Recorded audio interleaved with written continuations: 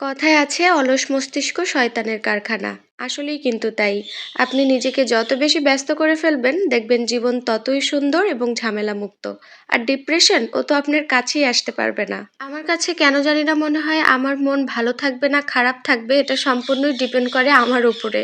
কারণ আমি যদি চাই তাহলে শত কষ্টের মাঝেও আমি আমার নিজের সুখটাকে ঠিকই বের করে নিতে পারবো।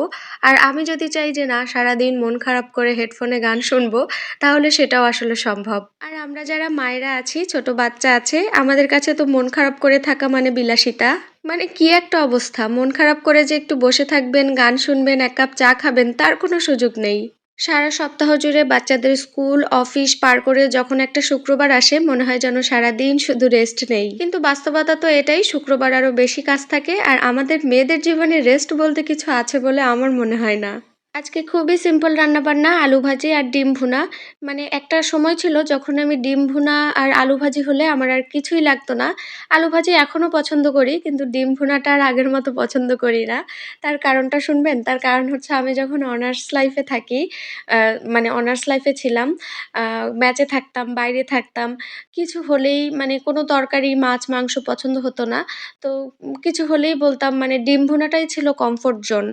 তো একটা সময় এত পরিমাণ ডিম খেয়েছি, এখন আর ডিম দেখলেই আমার কেমন যেন লাগে।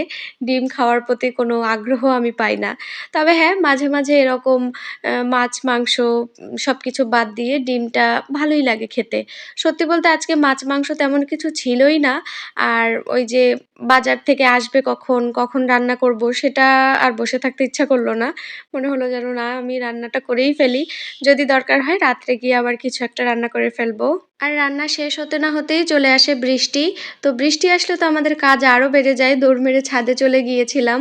ছাদ থেকে কাপড়-চোপড় নিয়ে আসলাম। ছাদে কিছু আমসত্ত্ব ছিল সেগুলো তুলে নিয়ে আসলাম। নিচে এসে সব জানালাগুলো দিলাম। ওদিকে আবার ছাগলটা খেতে বাধা ছিল, ভ্যাঁ, ভ্যাঁ করে ডাকছিল। তো ওটাকেও ঘরে রেখে আসলাম।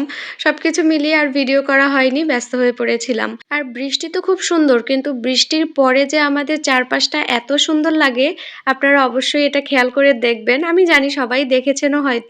মনে হয় কি সবকিছু গোসল করে একদম ফ্রেশ হয়ে গেল।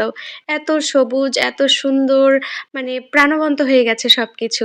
তো আমি আবার একটু ছাদে এসে এগুলো দেখছিলাম। আমি সবসময় এটা করি যদি দিনের বেলায় বৃষ্টি হয়, বৃষ্টি শেষ হয়ে গেলে আমি একটু বাইরে যাই, হাঁটাহাঁটি করি।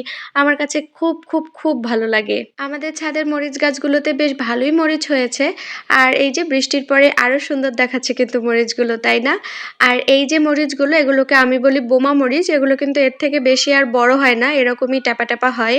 আর আছে বোম্বাই মরিচ। বোম্বাই মরিচের তো কোনো তুলনাই হয় না। যেরকম সুন্দর গন্ধ সেরকম ঝাল। তো এই তো আজকে এখানেই বিদায় নিচ্ছি। ইনশাআল্লাহ আপনাদের সাথে দেখা হয়ে যাবে আমার নেক্সট কোনো ভিডিওতে। আমার ভিডিওটি কেমন লাগলো অবশ্যই কমেন্ট করে জানাবেন। আল্লাহ হাফেজ।